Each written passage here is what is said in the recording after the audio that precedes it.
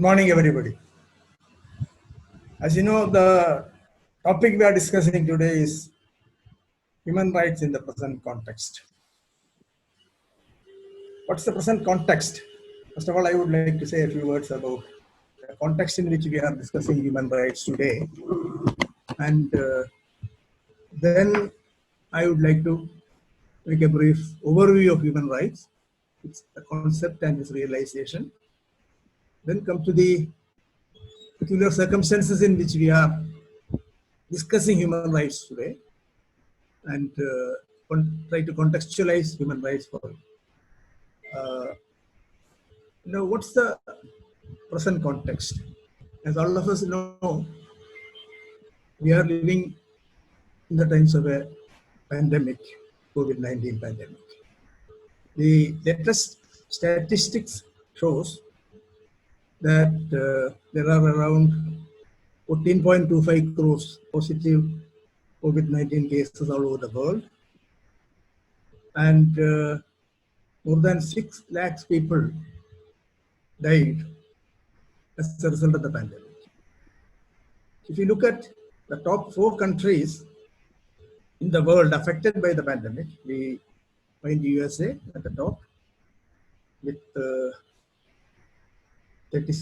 more than 37 lakhs positive cases, 14,000 deaths, followed by Brazil. Brazil has 20 lakhs positive cases and 77,000, nearly 78,000 deaths. Third position is occupied by our own country, India, which has more than 10 lakhs cases and 26,000, a little more than 26,000 deaths. Then the fourth position is occupied by Russia, which has 7,59,000 cases and more than 12,000 deaths. So this is really a grim situation, as all of you can easily see. And we are also witnessing restrictions on human rights, or rather in some cases a total negation of human rights. So how do you reconcile the present pandemic situation with human rights? Can we just ignore human rights and go fighting COVID-19, or is it possible to harmonize? Is it possible to maintain human rights, sustain human rights, as well as fight COVID? So first, let me begin with a brief discussion of human rights, general discussion. I don't want to go into the specifics. I don't want to go into any right in particular, but there are certain general overarching features of human rights which we must remember before our discussion on human rights in the present context starts. What exactly is human rights? What's the basis? Human rights starts with a consensus on certain values. That is how we identify human rights. And the basis of our concept of human rights is a belief in the dignity of every human being. Whatever be the status, social, economic, political, or whatever, we accept an individual as an individual. We accept that every individual has an inherent dignity, and that dignity is worth protection, respect. So on these values, we build up an edifice of human rights. So we have to identify which are the rights necessary, which are the rights inherent in every human being. So that consensus forms the beginning of human rights. Very often we have seen that Universal Declaration of Human Rights is considered as a starting point of human rights, but it is rather an illusion. We cannot begin our discussion with UDHR because much before, centuries before UDHR, this idea was there, this inherent belief in the inherent dignity of man that was there, and the word human rights may not have been very popular, but this idea was there. So What did UDHR do? The importance of UDHR is that it has crystallized. It has, after a long deliberations, the world has come to a point where there was some consensus on certain values, and the declaration as such is a specification of certain values on which there was a universal consensus. Now, the next step arises in concretization through legal norms. Every human right need not necessarily be transformed into into a legal norm, but some of them are concretized, positivized. We will say they have been converted to positive rights. So this process goes on. For example, right to privacy was, in the Indian context I am speaking, right to privacy was never concretized as a legal norm or norm, but it got crystallized subsequently. So this process is an ongoing process, continuing process, and that is one of the reasons why we are still engaged in active academic as well as activistic discourses on human rights, which will further enlarge the concept of human rights, add on new rights, and give new dimensions to the existing human rights. This is going. Now, what's the basis? I have already explained that the belief in the inherent dignity and worth of every human being is the basis. It also imposes a fundamental moral limit on how we may live our lives. So once we accept that every other individual has inherent dignity, and our behavior, our interactions with another human being must be conditioned in a certain way, we must definitely limit our own behavior. We have to limit. We put on restraints on our own behavior, how we live our lives. Then one question that has been raised frequently is about the secular nature of human rights. Many people believe that human rights has its origin in religion. Religious faith is a necessary component of human rights, but there are others who, with equal force, humans, believe that it is a totally purely secular concept. Even I may be an atheist, but I may not believe in God, I may not believe in any religion, but still I can be an ardent follower of human rights, opponent of human rights. That is possible because the inherent dignity of a human being need not necessarily be connected to his belief in God or the religion to which he belongs. Then another way of looking at human rights is as limits on state power. Human rights restrict the power of the state. It obligates the state positively. It obligates the state to do certain things. So these two components, imposing restraints on limitations on state power on the one hand, and imposing obligations on the state to do certain things on the other. This is a very important dimension of human rights. Then these are universal norms. Human rights have a universal character. They are universal, they are indivisible, they are inalienable. So these qualities, they are interdependent. So these are some of the qualities of human rights, which are very important.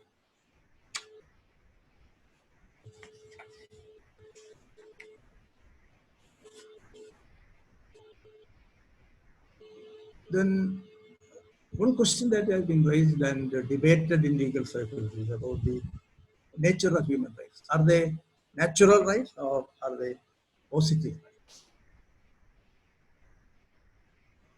Human rights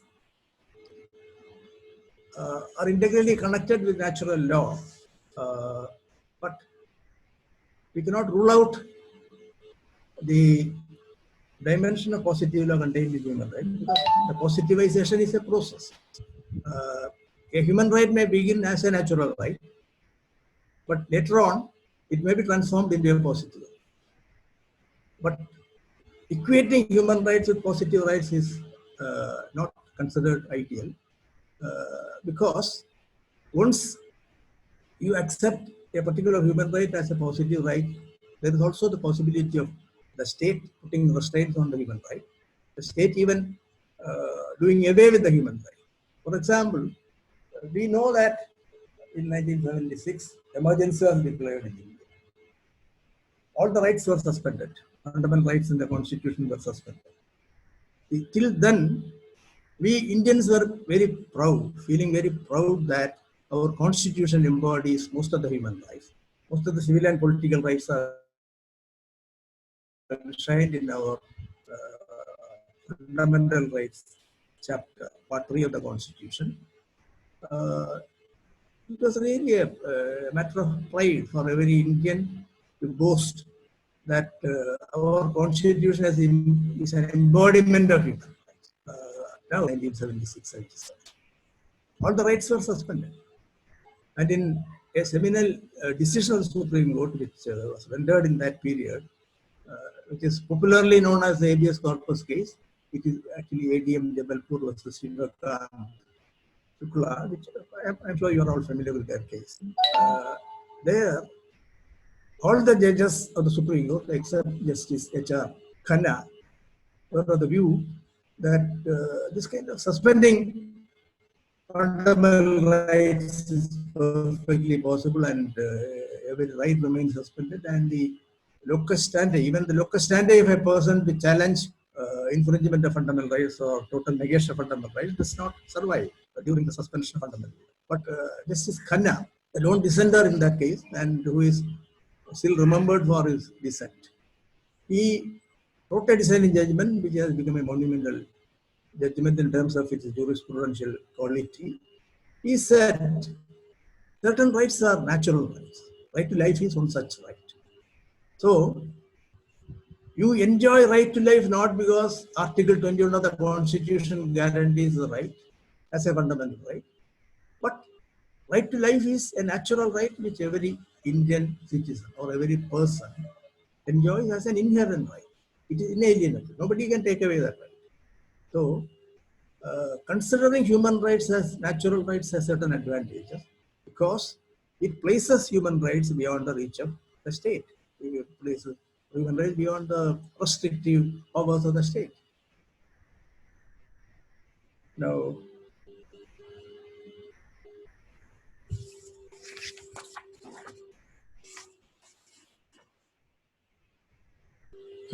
human rights are considered to be universal rights. The universality is one of the important hallmarks of human rights.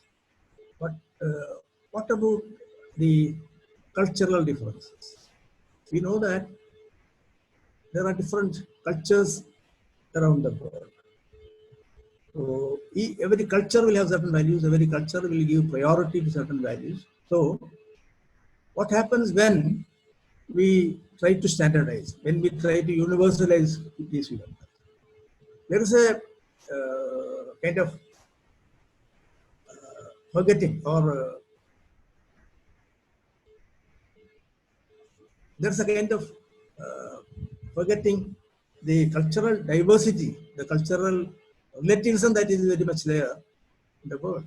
So some cultures will consider certain rights as valuable, certain rights as unimportant, certain rights as not worthy of protection at all, respect at all. So this is a reality. So once you say that human rights are universal, it doesn't mean that you are totally forgetting or ignoring the differences, the cultural differences that really exist in the world. And if you analyze histories, there are people who say that certain cultures are superior, certain cultures are inferior, certain cultures respect human rights more, certain other cultures do not pay so much respect. So all these arguments are there. But we find on our analysis of various cultures around the world that every culture has certain elements which respect human rights and certain other elements which negate, which totally deny human rights. These are present in every culture. For example, slavery was practiced in America even after the Constitution came into force. Racial discrimination was there.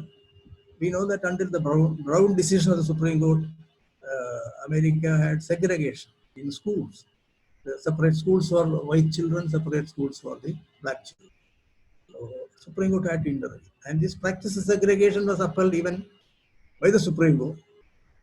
But later on, even the thinking of the Supreme Court, not because of any constitutional change, but because Supreme Court had a different line of thinking, adopted a different line of thinking that in the 1950s, Brown versus Board of Education was decided. So this happens. If you come to India, we find that untouchability was practiced in India. And the culture which allowed untouchability to be practiced, considered untouchability not as a violation of human rights, but untouchability as something natural. Sati was practiced in India for a long time. The wife jumping into the funeral pyre of the husband and sacrificing her life. Very often people forcibly putting a woman into the funeral pyre of the husband. So that is not considered to be something which violates the rights of women or dignity of women. It was considered as a pious act of the wife for the salvation, for her own salvation or for the salvation of her husband, whatever. So these are the practices which have been put an end to as a result of the growing awareness on human rights, acceptance of human rights. So we do no more consider certain cruel practices, certain practices which go against the natural rights of people as a part of the culture and as allowed by the culture. So cultural relativism doesn't mean that certain cultures are allowed to practice negation of human rights with impunity, but it's a cultural relativism is a concept which believes that the differences in culture must also be accepted, and you should not have a universality which will ignore or which will thrash out the differences in various cultures. Every culture has positive elements. Every culture also has negative content. Now, it's also the concept of human rights has also been criticized because there is always an anthropocentrism, which means that you are putting human beings at the center and forgetting the rights of everything else. Now there's growing awareness and acceptance that animals have rights, birds have rights, nature itself have rights, and that realization, that kind of acceptance of rights of beings other than human beings. This is also a widening dimension of human rights. Then, of course, we have the Marxist approach to human rights, which considers that power relations are based on economic factors and the production relations in society. And so long as you have a society in which inequalities exist, not only exist, but inequalities are permitted, inequalities are perpetuated, any talk on human rights will be rather irrelevant. You cannot say that in an unequal society, in a society which is stratified, in a society where discrimination is very much rampant, where exploitation is very much rampant, you have certain rights which are enshrined in the constitution or certain statutes or certain institutions which are created to protect human rights will not go a long way. They will not achieve anything because the society itself has to change. The relations existing in society, the power structure of society has to change. So that's how Marxist approach to human rights is explained. And a very important question is that we all know that human rights are not absolute. No right is absolute. Now, when we say that no right is absolute, it also implies that some restrictions, some restraints can be placed on those rights. So the crucial question as far as human rights are concerned is how these rights can be restricted, how limitations can be imposed on these rights. So on that basis, we may classify human rights into derogable human rights and non-derogable human rights. Derogable human rights are those rights which are subject to restrictions. Non-derogable human rights are those rights which which does not which do not allow any restriction to be imposed. There are very few rights which are non-derogable. All other rights are derogable rights. So the focus shifts from the right to the restrictions. Depending on the restrictions, only the right can survive. If too many restrictions can be imposed, every restriction is a dilution of the right. So more and more restrictions means the right survives, as an illusion. It reaches a vanishing point. So the problem is derogation of rights must be very clearly defined, delineated. So Article 29, subclause 2 of Universal Declaration of Human Rights speaks of derogation of human rights on considerations of morality, public order, and general welfare. These are the only three considerations based on which derogation is possible. The question also arises as to who is the authority competent to derogate, and the grounds on which fundamental right, derogations on fundamental human rights can be made, and to what extent. So I will come to these questions later when we place human rights in the present context. Now, internationalization of human rights has been a process which has influenced the political history of the world. So international documents, international organizations, and a growing international jurisprudence of human rights has done considerable significant contribution to the development of human rights. If you come to India, we find that the Indian Constitution is a document which has accepted human rights in their totality, incorporating the civil and political rights, probably every civil and political right in part 3 of the Constitution, fundamental rights, and the economic, social, and cultural rights, which are there in UDHR and the subsequent covenant. Those rights are embodied in part 4 of the Constitution, directive principles of state policy. So that way, as far as positivization of human rights is concerned, India has gone a long way by giving them the status of constitutional rights. And even the directive principles, we find a gradual process of elevation of directive principles of state policy to the status of fundamental rights, to the pedestal of fundamental rights. So many rights which remained originally in part 4 as a directive principle of state policy have now become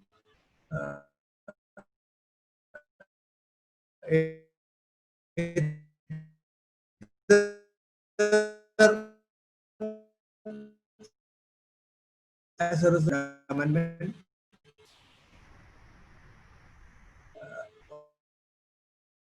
or positive law, they have become integral part of fundamental right. For example, right to education approached elevating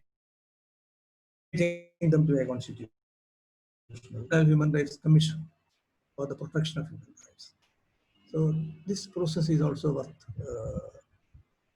remembering before we start our discussion on human rights in the present context. Now, globalization also had its impact on human rights. Globalization has two very important consequences. First is disempowerment of the state. Power has been transferred from the state to non-state entities. World Bank, for example, International Monetary Fund, for example. So, state, which used to be the repository of power, till then, the state was entrusted with or empowered with everything. The state alone was able to put restraints on human rights or any right for the individual. Now we have entities, non-state entities, which can significantly interfere with our rights, put restraints on our right, even make the state accountable, make the state frame their policies in accordance with the directions issued by these non-state entities. So this empowerment of the state is one of the important consequences of globalization, and along with that, the territorialization of political authority. So political authority no more rests in one country, but decisions are taken somewhere else beyond the territorial limits of that country. So we study law. We start studying law with the concept of law as something territorial. Territoriality of law is a basic concept, but globalization has turned it upside down. We no more have a territorial political authority. It is there, but its importance has been lost. So this is the background in which we now approach human rights. What happens to human rights now?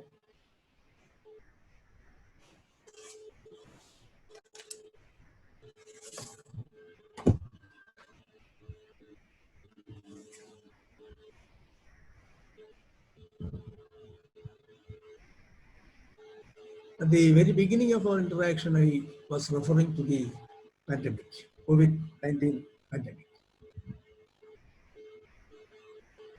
And I also made a reference to some statistics revealing the number of, in quantitative terms, the number of corona positive cases all over the world. This pandemic is unprecedented in the sense that we had pandemics earlier in human history, and maybe the number of deaths reported has been higher in some cases. But what makes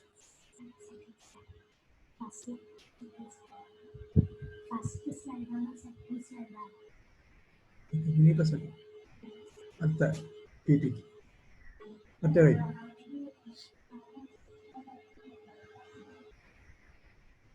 Yeah. So what makes the present COVID-19 pandemic unprecedented is its reach. It has practically reached every country in the world. Uh, the number of countries affected by this pandemic is 213. So it is everywhere.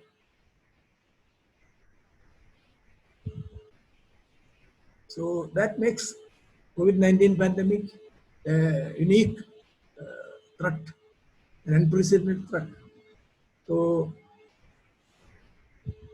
governments all over the world, including India, of course, have initiated a number of steps, putting restraints on human rights and fundamental rights, imposing a lot of limitations on human activities.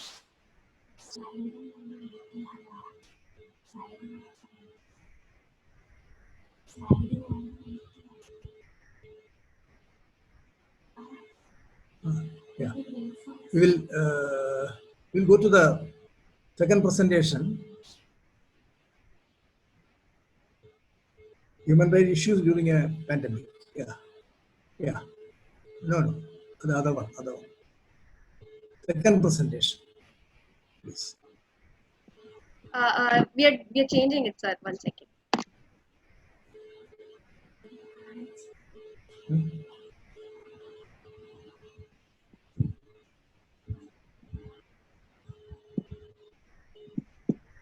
Are you ready with that? 1 second.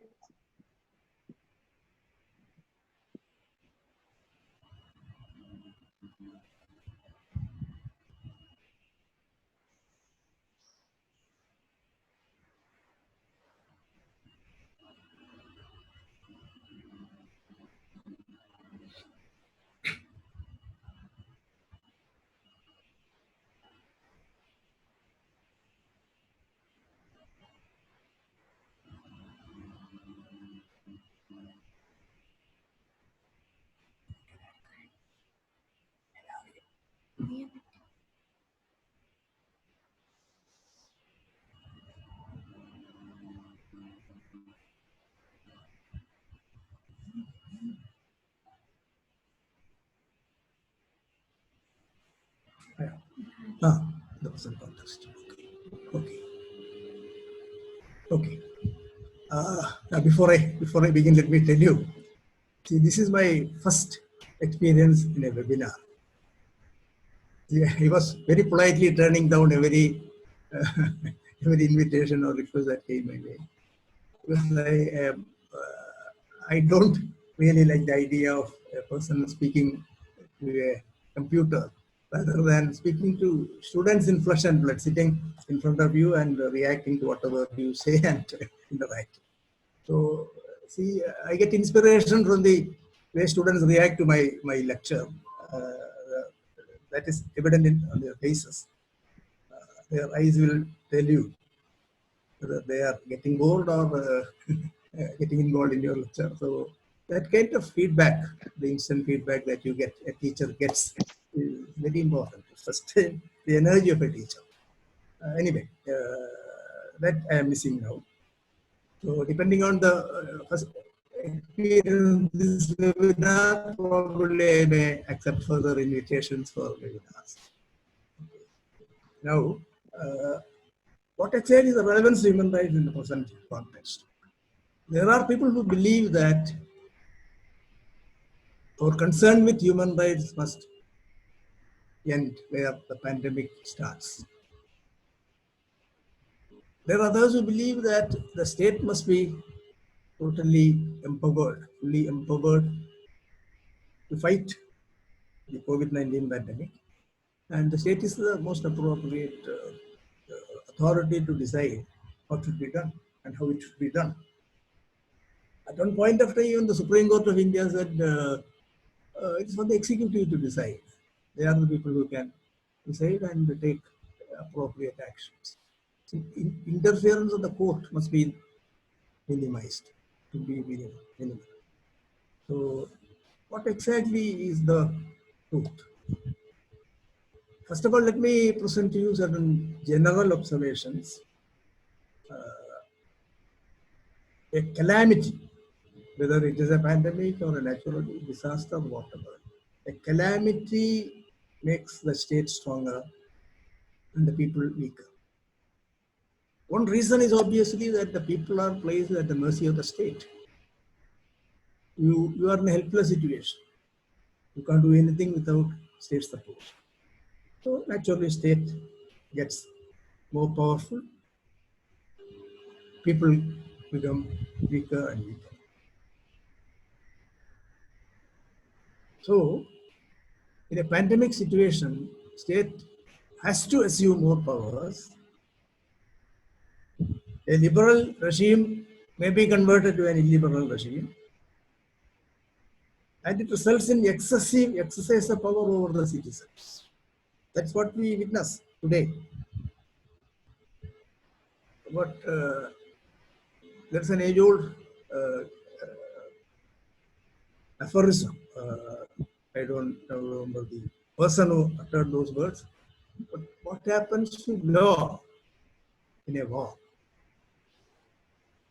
Even amid the clash of arms, law shall never remain silent. This was observed by a great judge and jurist.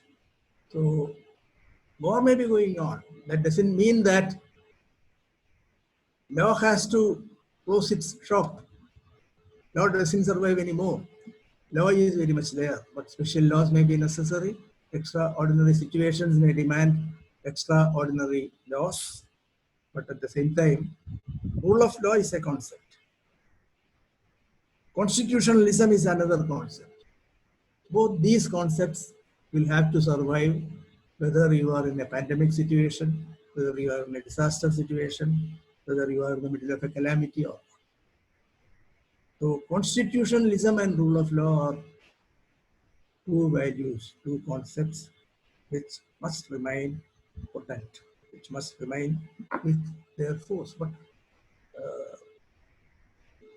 what does it mean? See, when you come to the specifics, this has to be explained a little further, and I will definitely come to situations or circumstances where the application of this principle will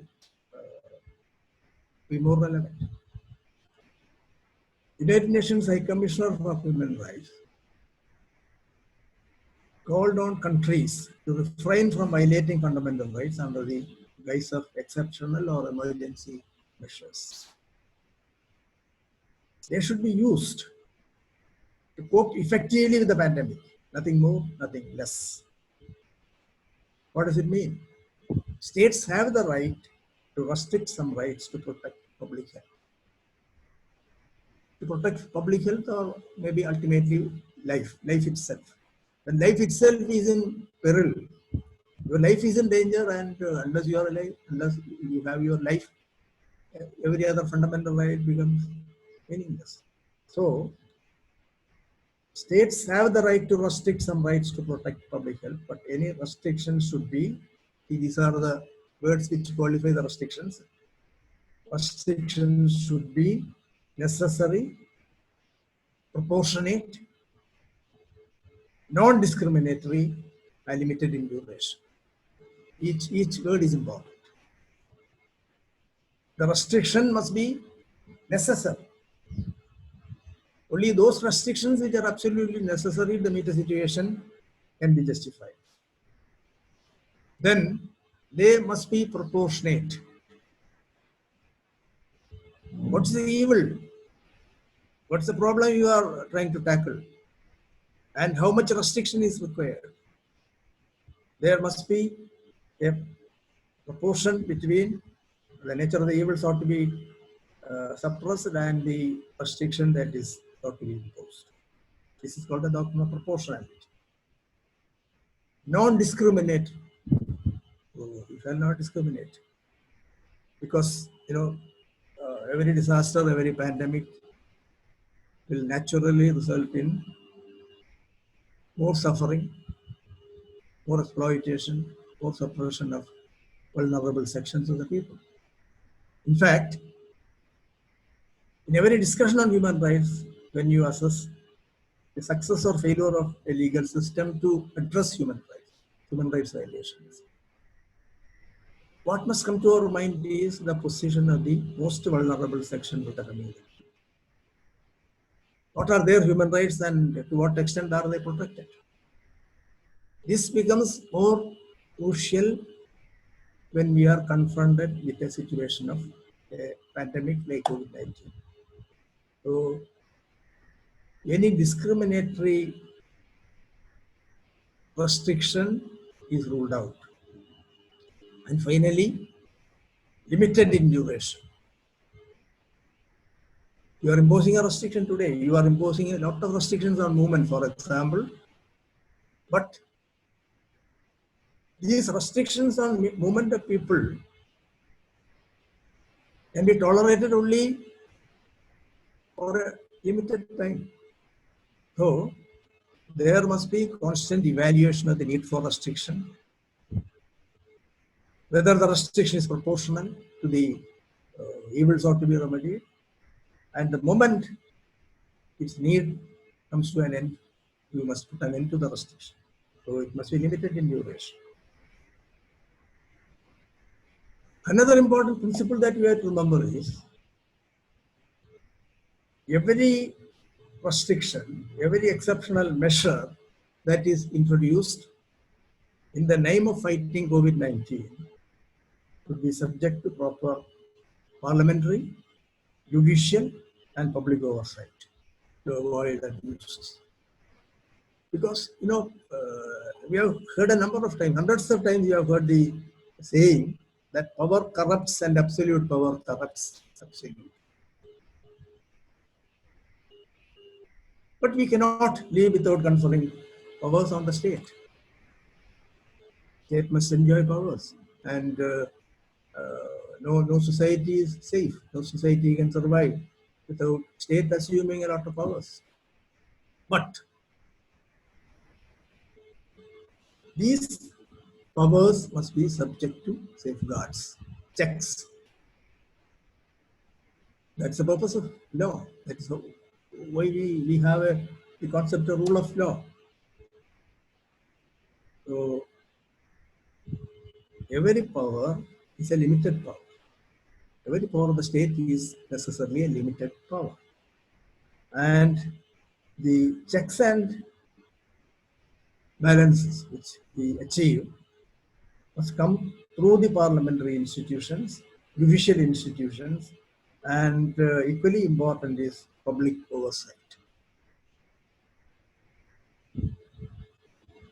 We live in conditions of too many restrictions, exceptional requirements of law, and gradually there is a danger. There is an inherent danger that people tend to forget that we have certain rights, or our concern for rights disappears, and we accept the restrictions and exceptional conditions imposed as the new normal. That's the danger we have to be careful about. The rule of law is not upheld, then public health emergency risks becoming a human rights disaster. This is the danger against which we have to guard. Public health emergency risks will become a human rights disaster with negative effects that will long outlast the pandemic itself. So we should never allow such a thing to happen. And our concern for human rights and discussion of human rights in the present context is not very much relevant, because we are always facing this danger of perpetuation, the danger of restrictions and the negation of human rights becoming the normal thing. We rather accept these as something normal. And very often what happens is that we cannot accuse the government of any malafide or any ill will towards its citizens. They are well-intentioned people, well-meaning people, but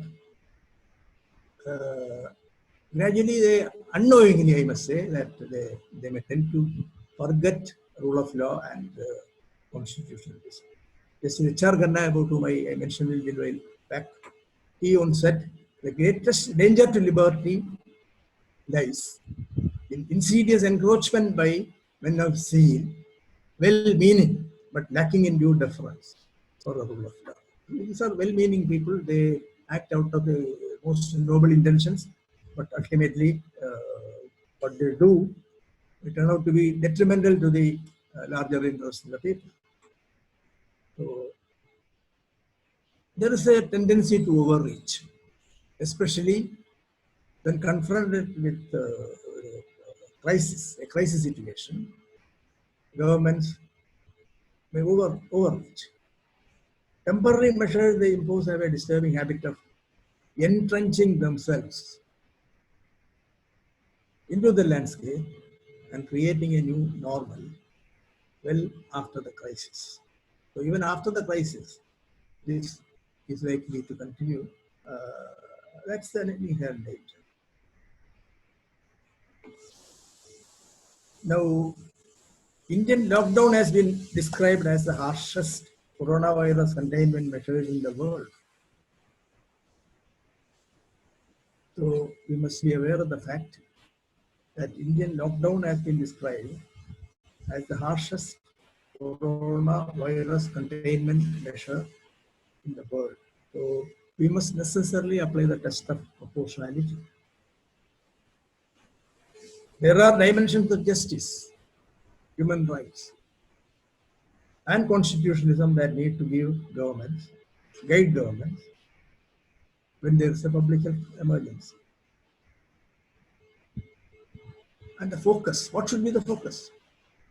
The focus has to be on the right to health. Right to life, which also includes the right to health. After dynamic judicial interpretation in so many cases, right to health is also considered as a fundamental right in India. And therefore, the recognition of right to health as a fundamental right is the need of the hour. And the balancing has to be between certain other fundamental rights and this fundamental right to health, where a restriction on some other fundamental rights may be reasonably justified, as it tends to protect, safeguard our right to health, fundamental right.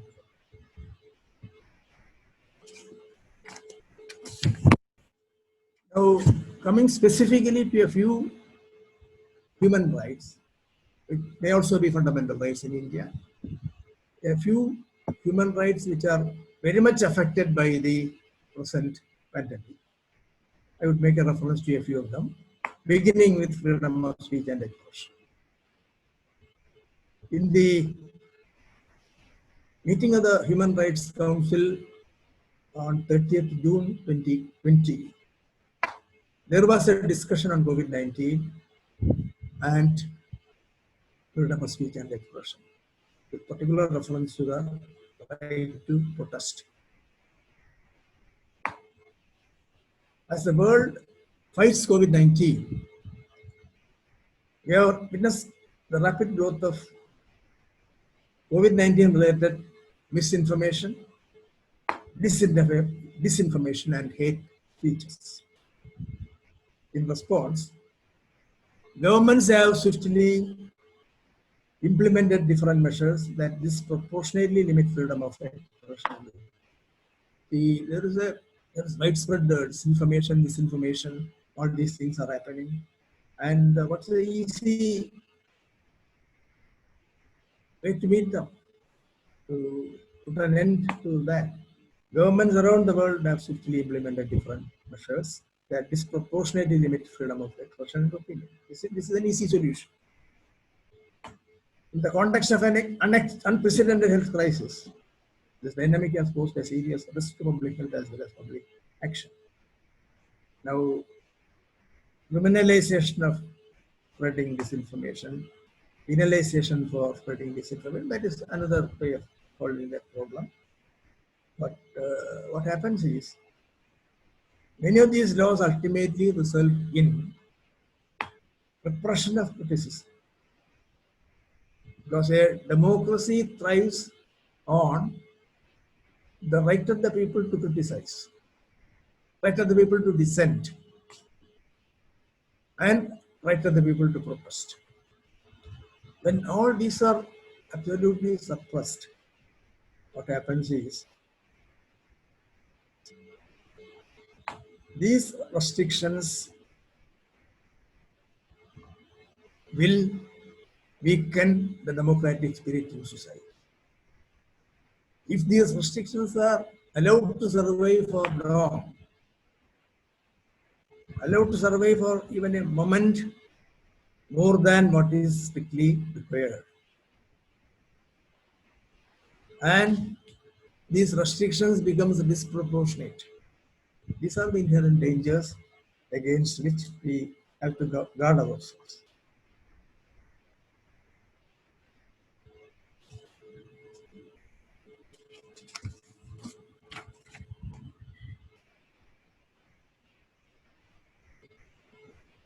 As a part of our freedom of speech and expression, our right to be informed, the right to gather information, that's also a part of freedom of speech and expression. And access to internet is a very important right. Extending secure and open access to the internet is essential to exercise human rights, especially right to freedom of speech and expression. But unfortunately, we find that internet shutdowns are reported not only from India but from 33 countries. And internet shutdowns are increasing both in number, length, and scale.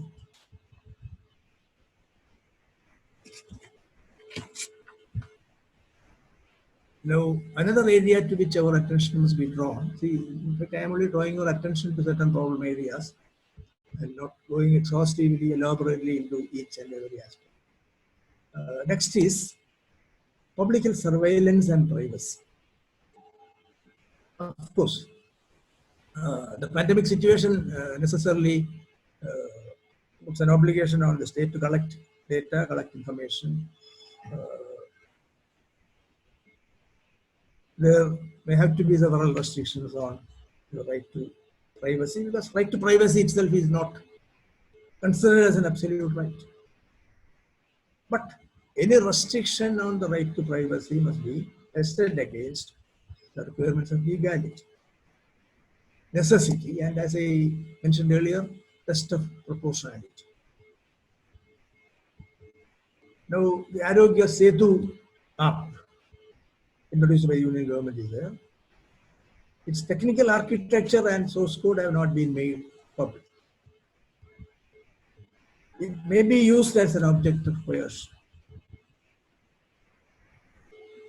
It is necessarily a technological invasion into personal privacy, but the question is it really necessary to achieve a larger social purpose? The answer is in the affirmative. Of course, it is justified. Otherwise, it's not. Now, collection of personal data is another issue, which was very much debated in Kerala in the context of a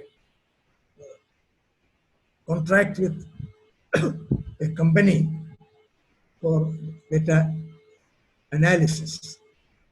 Big data was collected and it had to be analyzed, for which the company was engaged. Finally, the High Court of Kerala intervened and they imposed a set of conditions, including anonymization of the data and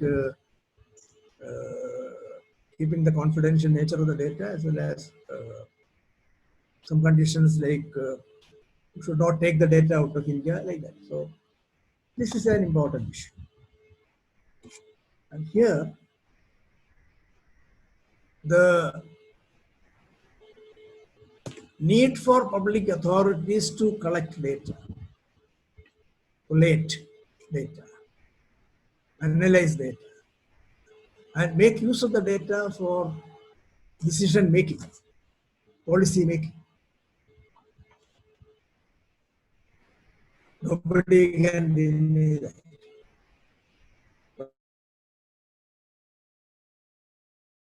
What are the safeguards necessary? What are the safeguards you must necessarily impose on data collection, so that the integrity of your personal data is not compromised?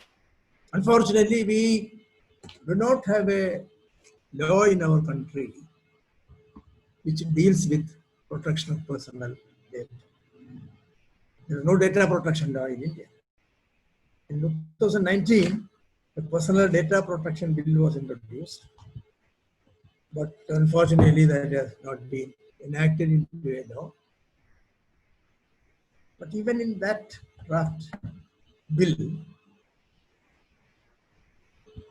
there are certain exceptions. Processing of personal data with the consent of the data principal. Data principal is the person about whom data is collected.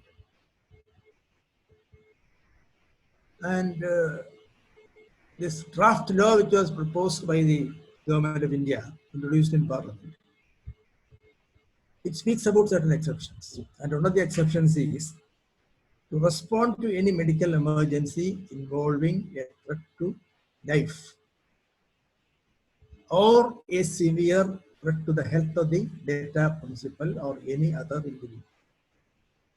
This is a situation in which personal data can be analyzed by the government even without the consent of the data principal. Another exception is to undertake any measure to provide medical treatment or health services to any individual during an epidemic, outbreak of disease, or any other threat to public health. So the present situation very obviously comes under these two exceptions, which have been embodied in the legislative proposal for data protection in India. Of course, that has not attained the status of a law till now.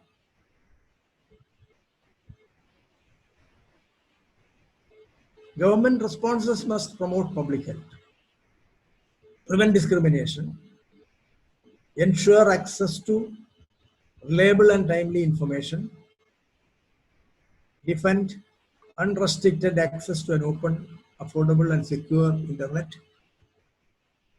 ensure the employment of freedom of expression and of opinion, and the rights of peaceful assembly and association, and to protect the right to privacy and personal data. This is the ideal situation. Now, incidentally, I may also mention that in the regulations made by the government of India, any gathering of people has been prohibited. Prohibition has been imposed. But the state of Kerala, when regulations were made, there was a provision which permitted an assembly of 10 persons, not more than 10 persons. And in exercising the right to criticize and protest, opposition parties in Kerala have been organizing protests, apparently with 10 persons participating, but even 10 people could be a crowd. We have seen that. The media coverage of these protests, we have seen that all the 10 people clustering together, challenging the police, pressing against their barricades. And the police comes out with what we call the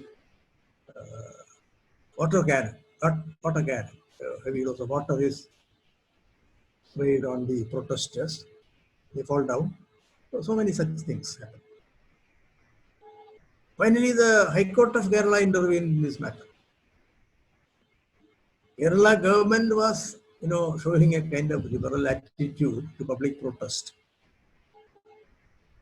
And we find people misusing that loophole. And the High Court of Kerala categorically declared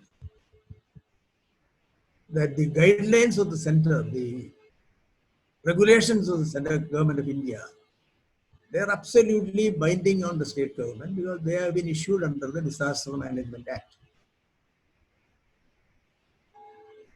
National Disaster Management Act. And the regulation of the Kerala government permitting not more than 10 persons to assemble, that is no more valid. So the High Court of Kerala has put an absolute restraint on any gathering of people, not even 10. So that's the situation here. And opposition parties immediately withdrew their agitation in deference to the judgment of the High Court of Kerala. So there the matter stands now. Now, another area to which I would like to draw your attention is custodial torture and death. Earlier I spoke about derogable and non-derogable human rights. If there is one non-derogable human right, it is the right against torture. Torture cannot be justified under any circumstances, whatever be the gravity of the situation. But we all know that torture takes place as a matter of practice in every custodial place, the police. Article 5 of the Universal Declaration of Human Rights says no one shall be subjected to torture or to cruel, inhuman, or degrading treatment or punishment. This cannot be suspended.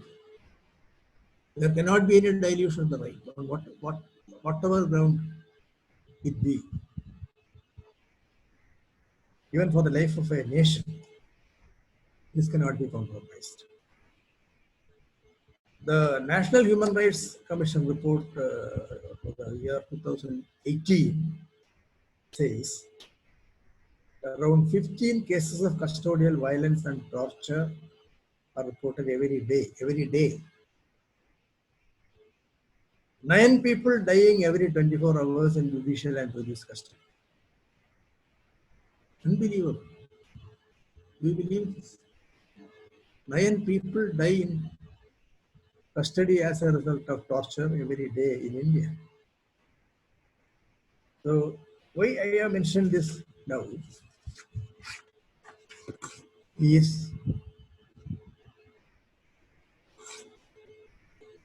the incident of 2 deaths in police custody in Tamil Nadu.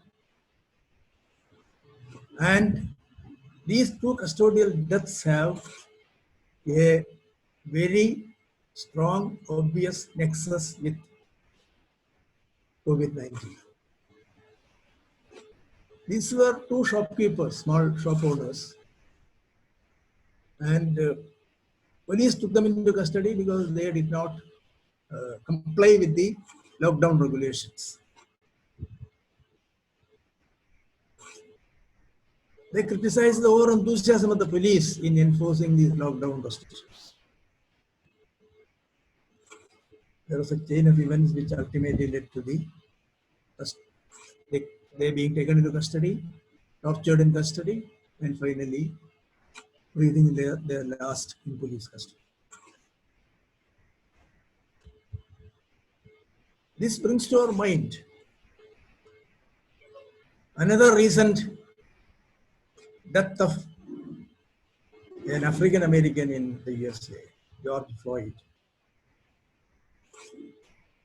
which ignited a movement, Black Lives Matter movement. Justice A.P. Shah was Chief Justice of Delhi High Court and a very committed person. He said, incidents like this shows that we are living with a completely broken down system of law enforcement. So, a practice which is absolutely prohibited by human rights law, a right to which no derogation is permitted by law on any consideration whatsoever, is being honored in the breach rather than in observance. So torture has become an integral part of police culture, and situations like this, public health emergencies, confronting, fighting a pandemic, there are more chances of such atrocities happening, and human rights discourses must throw full light on such instances, police excesses. Police, of course, have a very unenviable position now because a lot of work, there's a pressure of work on the police forces everywhere. But that is not an excuse for perpetuating human rights violations, torturing people in police custody, and some people even dying in police custody. Torture, of course, is a problem which has been there in the Indian police, even right from the colonial times, and it survives. In spite of these human rights conventions and other efforts by social groups, civil society, we don't find any reduction in instances of police torture. Efforts to introduce a prevention of torture bill. An effort was made in 2010, but even today it's not a reality. In 2017, Law Commissioner of India submitted a report with a draft law against torture, but even that is in the cold storage.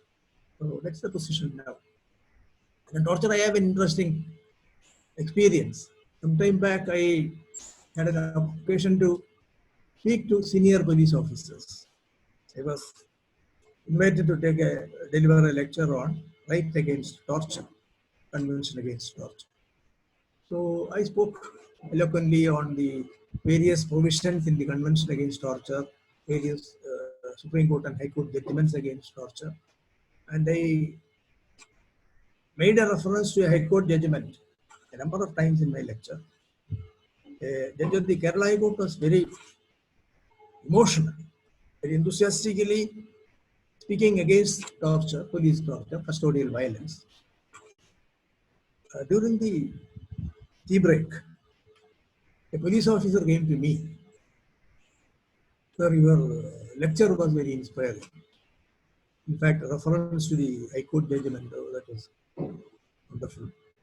But sir, do you know this judge, the High Court judge in person? I said, no, I don't know him personally. But I know him. I was working in the Cochin region as a police officer when a theft took place in the house of the High Court judge.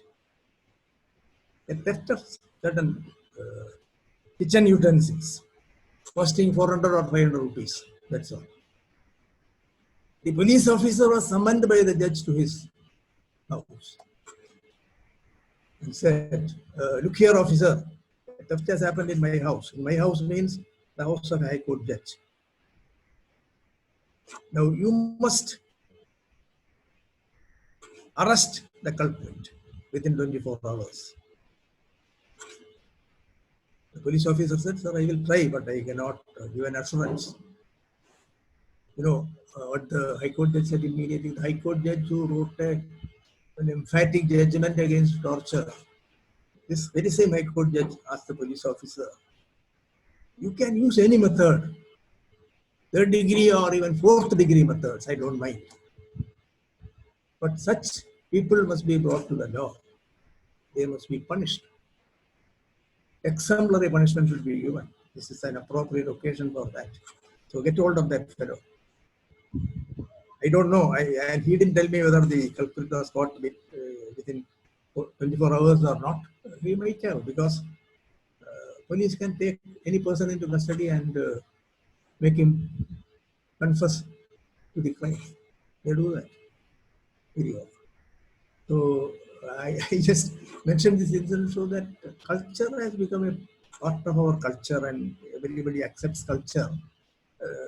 Torture, everybody accepts torture so long as it doesn't affect them personally. Once, in another interesting example, I was giving a course on human rights to faculty of various colleges in Kerala, people teaching in colleges. And after continuous intensive training which was given to them for, it was a 21 days program. After 18 days, I went to the classroom. I said, I have a question to you. Don't answer it now. You think about that. Think over it again and again and come with an answer tomorrow morning. This was the question, simple question. Police get information that a highly explosive bomb is placed somewhere where there is likely to be a gathering of very, very important persons, including the governor, ministers, etc. And about 10,000 people are expected to gather in the stadium. Somewhere in the vicinity, this highly explosive bomb is planted. You know, it is a very, very dangerous threat to human lives, security of the state. And the police is duty bound to take the culprit into custody and punish him. That's all there. Now, the police arrest a person on suspicion that he is the master brain behind this incident. Now, he doesn't speak a word. He says, I don't know anything about this. Finally, the police starts torturing him to get an answer. That torture also does not bring out anything from him. Then the police decides to arrest his 17-year-old daughter, take that girl into custody, and in front of the father, in front of the suspected person, the 17-year-old girl is tortured. Believing that the torture of his young daughter will induce this person to confess, make a confession. But he doesn't speak. Now my question to the faculty who attended, about 50 teachers were there, college professors were there. My question to them was, do you justify the torture of this man? Question 1. Question 2. Do you justify the torture of this young girl in police custody? 45 college professors out of 50 answered both questions in the affirmative. Yes, they put yes. Next day they came with the answers.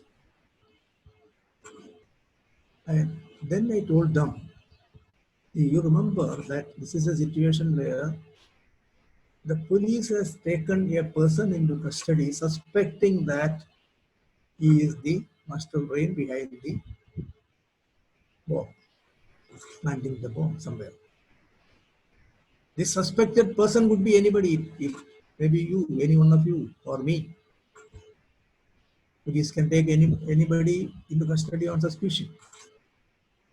And if police is also permitted to torture such a person, the entire edifice of human rights tumbles down. We may be living in a lawless society. We may be living in a society which has no respect for rule of law. So, do you want us to live in such a society? Do you want to live in a society where any police person can take into custody any one of us and torture any one of us in order to get the answer they expect from that person? So this is very much there, and this power of the police, which we permit, this is likely to increase in a time like this, where the state gets enormous powers in the pretext of meeting a COVID-19 situation, a pandemic situation. Now, let me come to another area where human rights implications are very much there. Quarantine measures, necessarily restriction of movement. Normally, such restrictions on movement amount to violation of human rights. But we cannot do without such quarantine. Either you say that you remain here, you have to remain here, don't go anywhere else.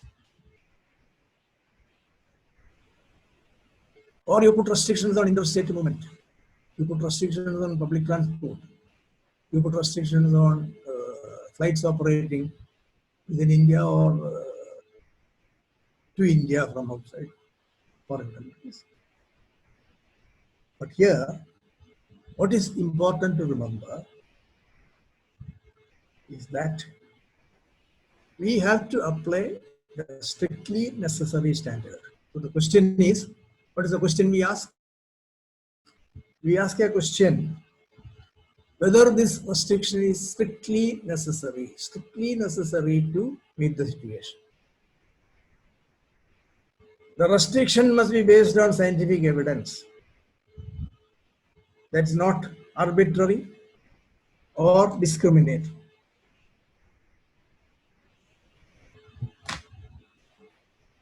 It must be in force only for a determined amount of time. The danger is that we do not have any periodic review. We put a restriction on movement of people and that restriction continues. It goes on forever. No. It must be only for a determined amount of time. It must maintain respect for human dignity. It must be subject to review. And as in the case of every restriction, it must be proportionate to the object sought to be achieved. So you must also think about, and you have to discuss. Your organization is called the Outspoken Narrative. Now you have to discuss about human rights implications of quarantine measures. And another significant area which I should have mentioned even earlier was what happens to the rights of workers. The plight of migrant workers has been very much there in the news. It has been discussed. It has even reached the judiciary, the various high courts and the Supreme Court of India. Migrant workers walking the way, hundreds of kilometers to reach their home, walking through the railway lines, railway track, sleeping on the railway track, being run over by the train, and a number of people being killed on the railway track. All this we have been witnessing. But not only these high-profile instances of gross violation of human dignity and human rights,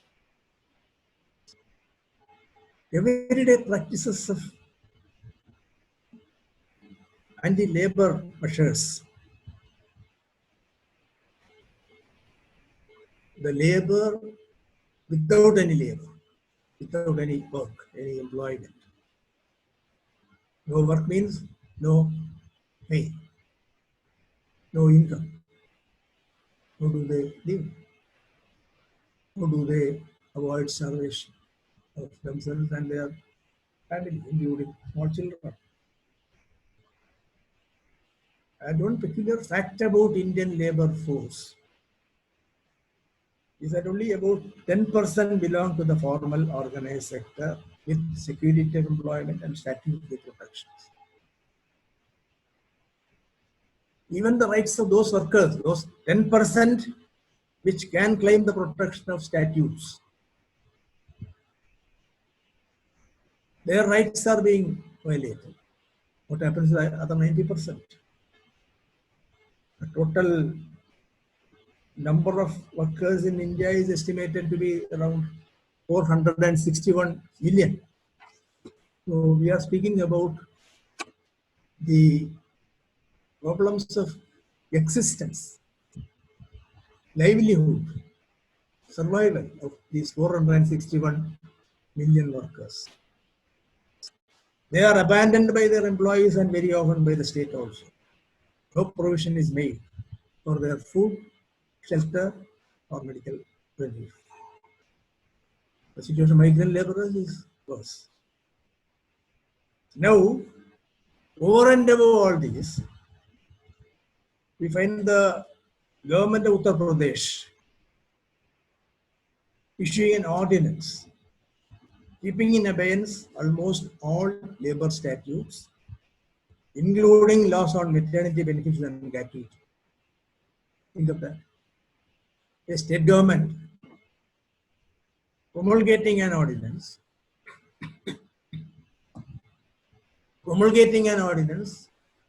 keeping in abeyance almost practically every labor statute. So it is a total denial, deprivation of the rights of the labor in this particular state of Uttar Pradesh. This is much more than our experience in the colonial time, colonial exploitation of laborers. And this is very much against the constitutional policy reflected in the directive principle of state policy. And even there are so many other legal dimensions. The statutes which are kept in abeyance by the ordinance of the UP government, they are all central statutes. Is the state government competent to do this? Does their legislative competence extend to keeping in abeyance these statutes? So that has to be discussed by groups like you. And unfortunately, the judiciary, especially the Supreme Court of India, was very unsympathetic to the cause of the laborers. Several high courts were very sympathetic, but ultimately when it reached the Supreme Court of India, initially, they were very unsympathetic. And later on, of course, there were some corrective measures. Anyway, that's the matter which deserves more discussion. Now, what's the legislative framework we have? In fact, it is shameful, I must say, that the statutory basis for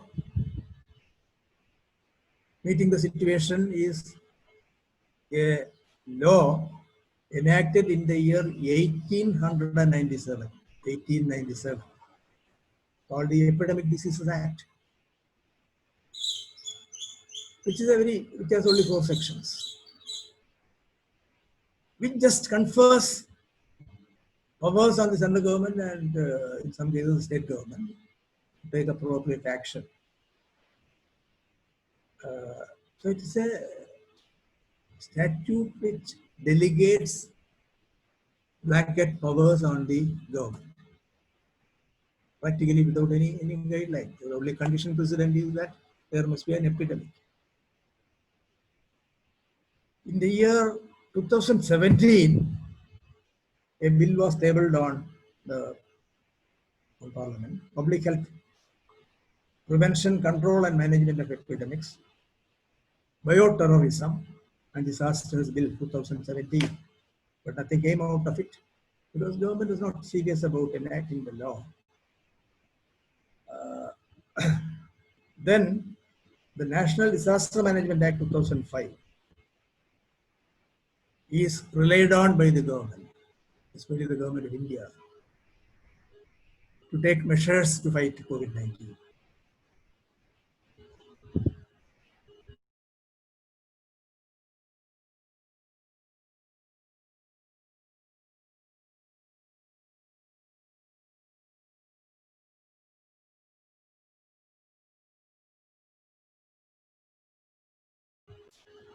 Is it Disaster Management Act was and the question whether we can describe COVID-19 as a disaster. It is a disaster, but technically the Disaster Management Act is for something else.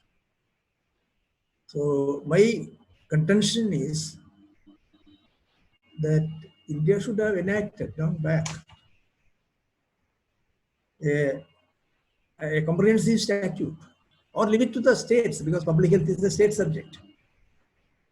There may not even be a central law, but certain aspects like spreading of the disease to other states, from one state to the other, this is a matter which only the government of India, central government, can deal with. Apart from that, everything else must be managed by the state governments. In fact, government of Kerala enacted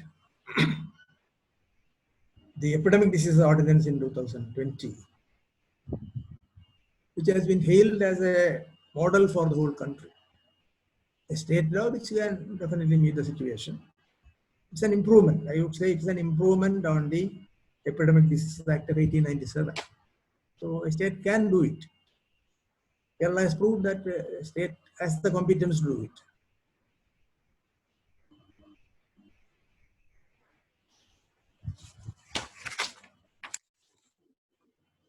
And a government order issued by the government of Kerala under the ordinance which I just mentioned speaks not only about restrictions. This government order speaks about food support. Whoever is in need of food, it is the duty of the government to provide them food. It speaks about empowering local self-government. It speaks about provisions for uninterrupted essential medical services. It even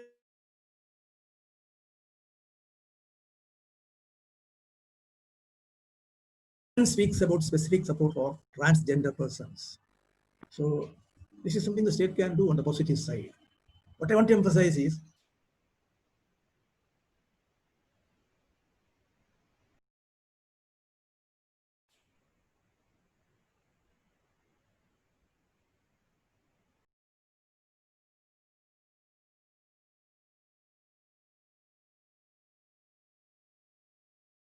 used a statutory framework for this purpose.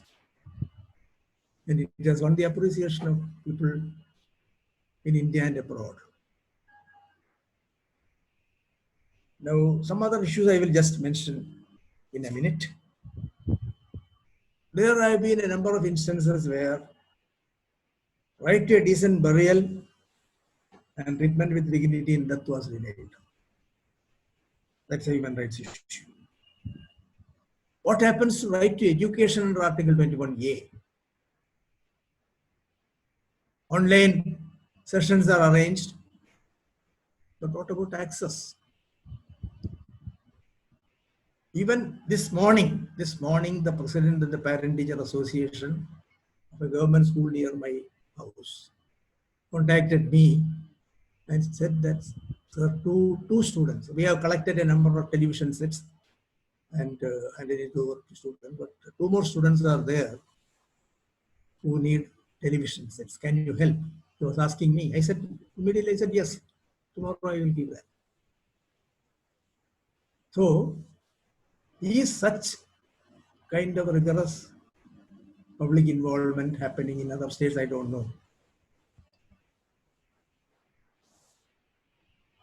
In Kerala, practically every school-going child is ensured access to internet, a phone or a television set. But even that will deprive the students of many other advantages of classroom education. How shall we protect their right to education? That is a very important question that I want to pose. And similarly, healthcare as a fundamental right. International Covenant on Economic, Social and Cultural Rights speaks about enjoyment of the highest attainable standard of physical and mental health.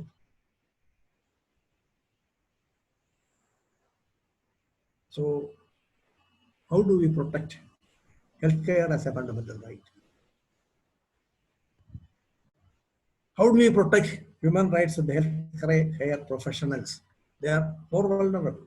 Their increased vulnerability must not be lost sight of.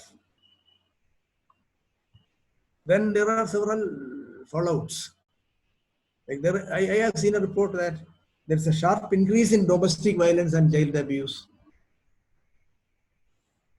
in the COVID times. Not only lockdown and quarantine, but along with that, what happens is sharp increase in domestic violence and child abuse. How do we deal with those problems? So, what I wanted to drive home in this interaction is there are a lot of human rights issues emerging during the pandemic. On the one side, there are restrictions imposed, and on the other side, there's a deliberate or not deliberate failure of the state to fulfill their obligations, human rights obligations. Both these must be addressed. As far as restrictions are concerned, their proportionality must be assessed, periodically reviewed. As far as positive obligations, the failure to fulfill the positive obligation of the state, there must be some compulsion from civil society. How can we do this when there is an atmosphere where even freedom of speech and expression is curtailed? And right to organize, right to protest, right to criticize is very much valued. Finally, in conclusion, I would say about restrictions. Government must show that restriction is sanctioned by law. Restriction is made in pursuance of a legitimate state aim. Third is, there exists a rational relationship between the purpose of the restriction made and the objects sought to be achieved.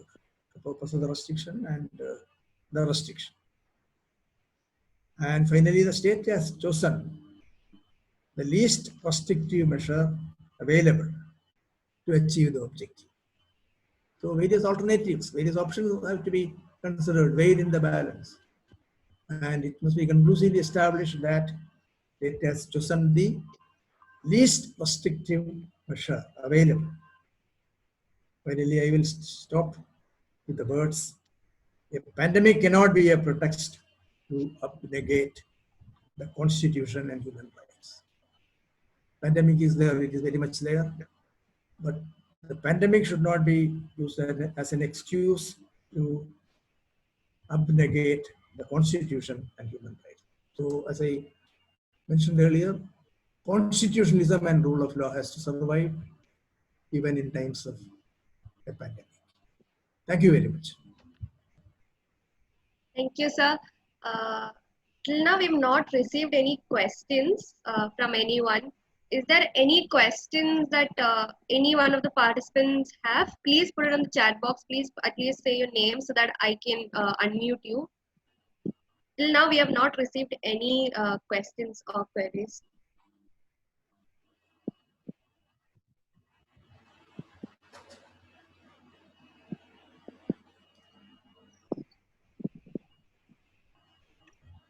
Sorry, my audio system is not working properly. I cannot.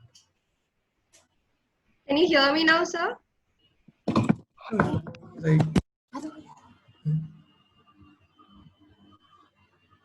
Let me try. Yeah. Will you please repeat your question? No, we have not received any questions as of now. Okay, we just received one. I'll unmute her and she will ask you a question. I took more time than was allotted to me. It's so? Sorry? Did I take more time than allotted to me? No, sir. It's fine. Okay. Yeah, there's a question which I can see from Geeta Menon. Yes. Can you answer that? Yes, sir. He's asking me, how can we prevent social spread without restrictions? Yeah, of course, it's impossible. It is impossible without restrictions. But I never spoke against restrictions as such. But my point was that each and every restriction must be carefully weighed on the balance, on the test of proportionality. And a restriction must be in existence only for the minimum period that is required. So the dimension of time, the dimension of proportion, the dimension of authority of law, it must be supported by law. So restrictions are necessary and restrictions are indispensable. I do agree.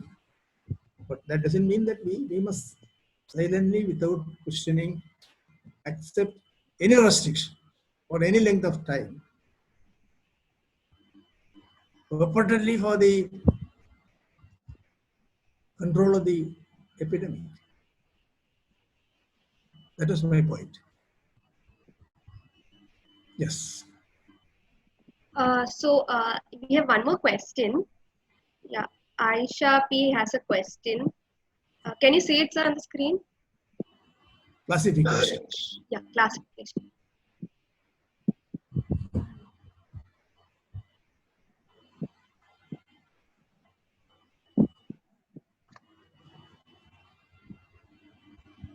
Somebody asked me to get Taslina Tail. Classification of COVID. This question has come from. It's from Aisha P. Aisha P. Classification of COVID and non-COVID diseases is that amount to violation of Article 14. In many private hospitals, non-COVID patients are not permitted, saying that COVID has more priority. See, in healthcare, all along, there has been this question of prioritization. So, see, only 2 ventilators are available and 10 patients are there who need ventilators. Some criteria must be there by which we select 2 persons for the services of the ventilator. Similarly, when a pandemic is threatening society,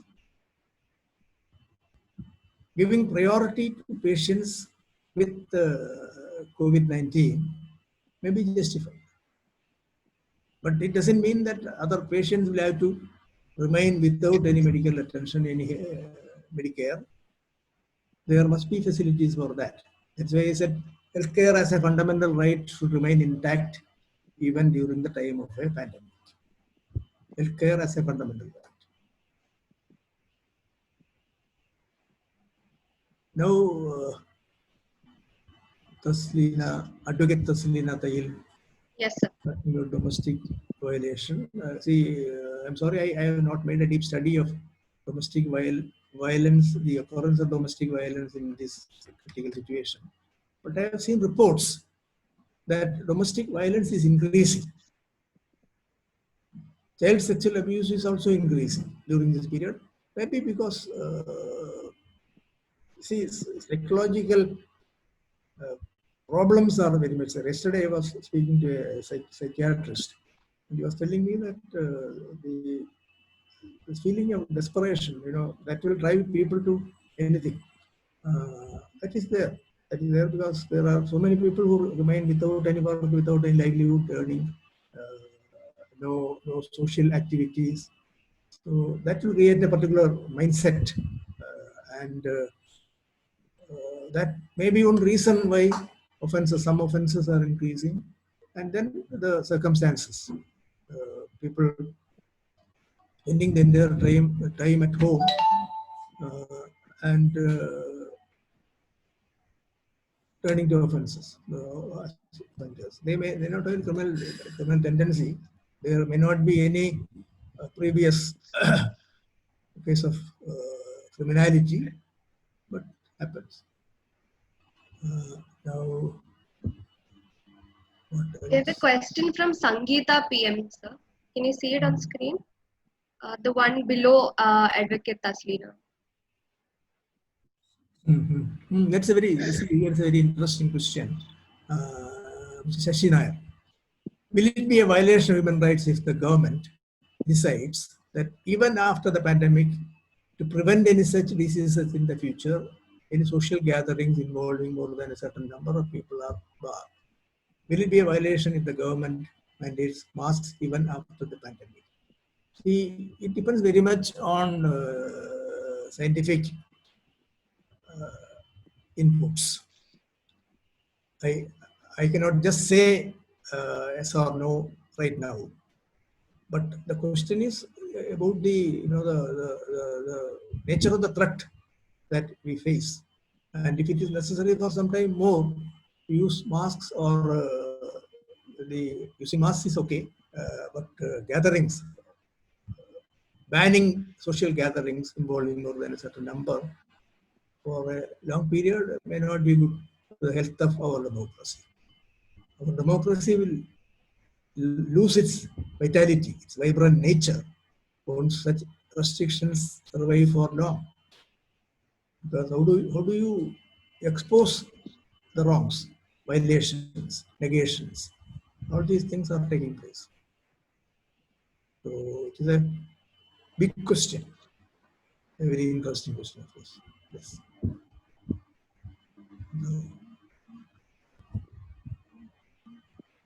Next question, Geeta Menon had a question.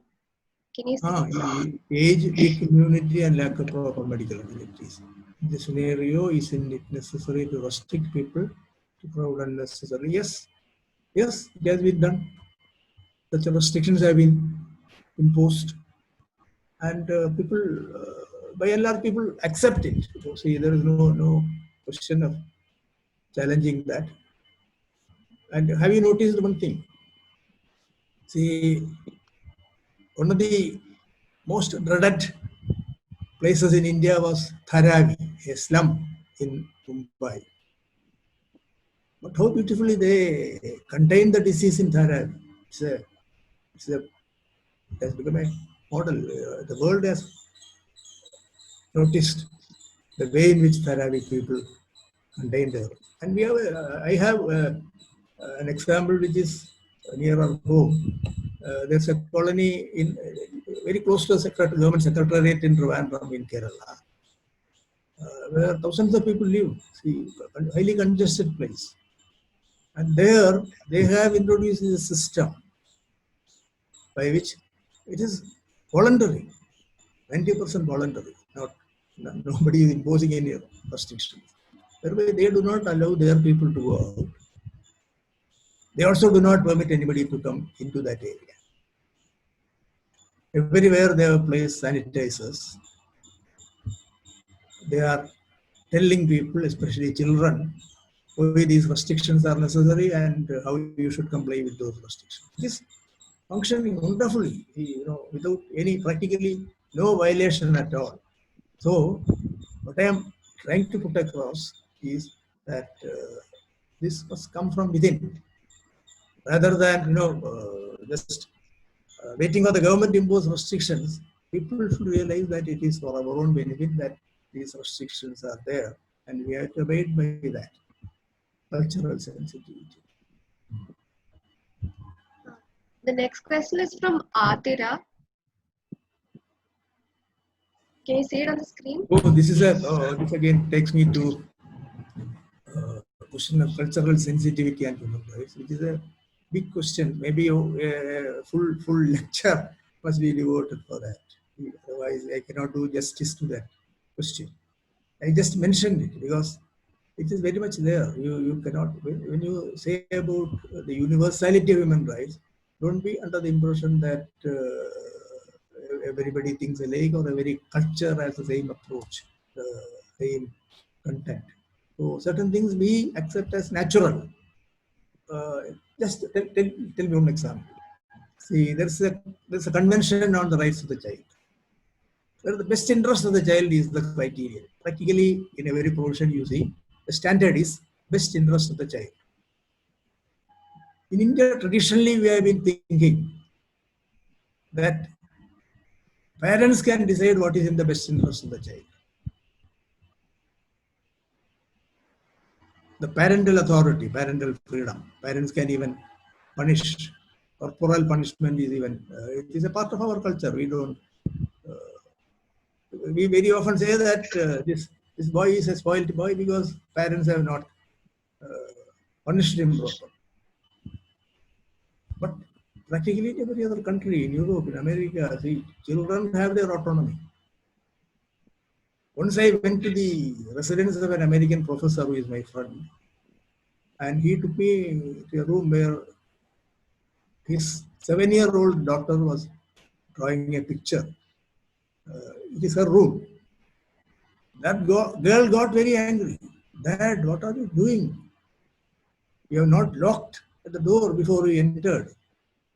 Can you imagine any Indian child speaking like this to the father? No. Because even the concept of a room, his or her own, for the child is beyond our comprehension. Well, maybe because of the material conditions in which we live, or because of the cultural factors that we have cultivated so far. Yeah. Okay. The next question is from Dhanya. Can you see it?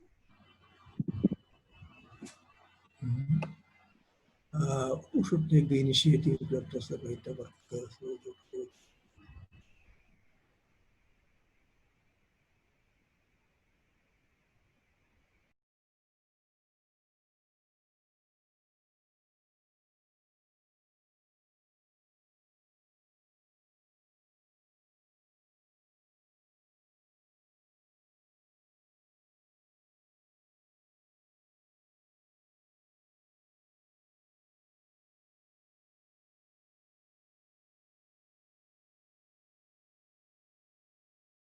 In this particular case, their attitude was, I must say, inhuman attitude, insensitive attitude.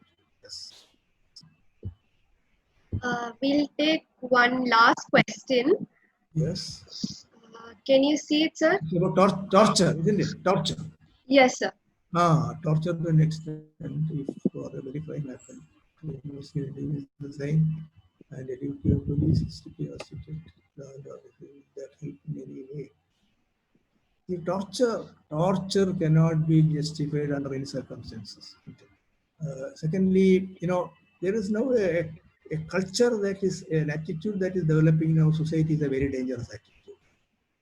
When criminals are shot dead by the police, people appreciate that, and as if the police has done some wonderful thing.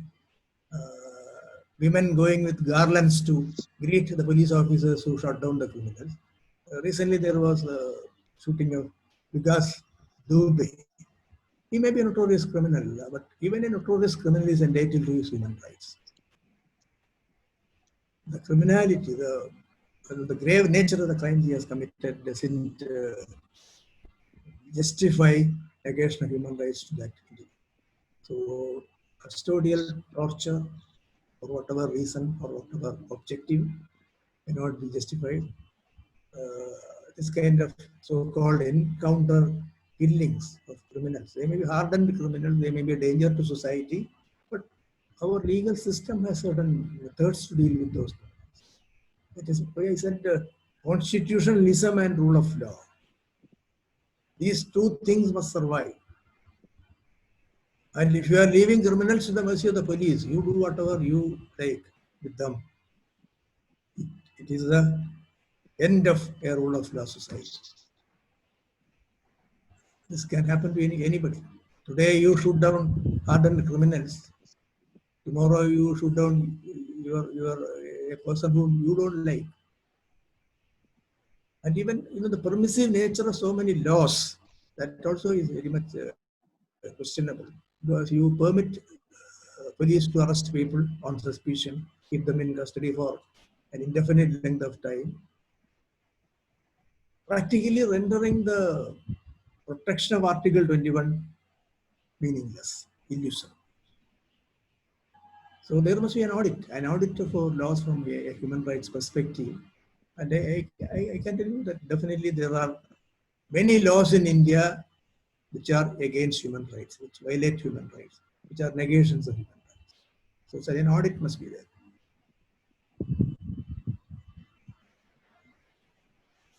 So we have one last question from Varsha.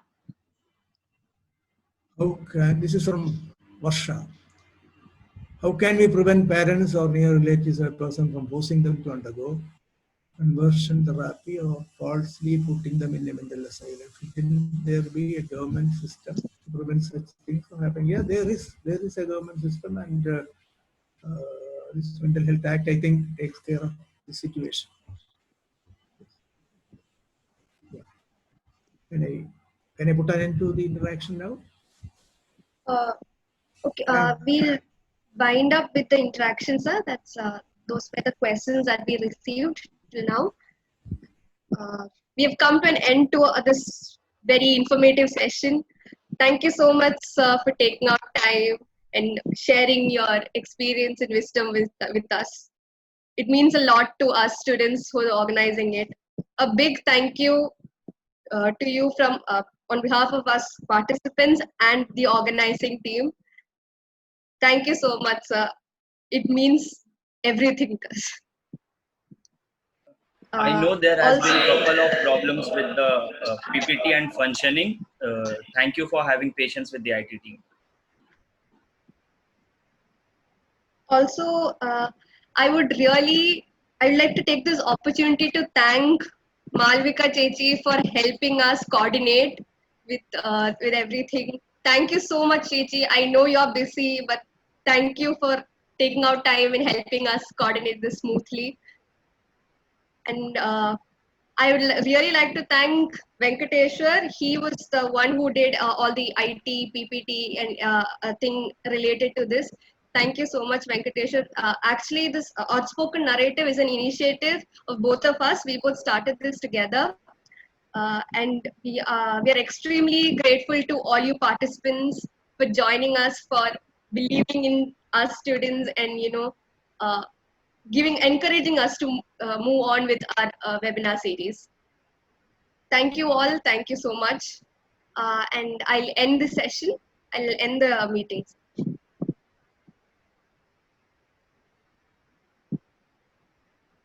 One second. Venkateshwar, can you unmute, sir?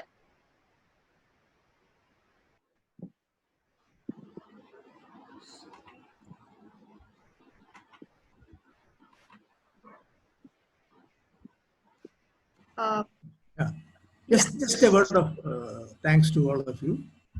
As I mentioned earlier, this is my first experience in a so-called webinar, and I was really embarrassed in the beginning. I'm happy that you have taken it well, and a lot of very relevant, very interesting questions have also come. Thanks everybody to this wonderful experience. Thank you, sir. Thank you so much. Venki will wind this up. Yeah, we are ending the meeting now. Thank you all.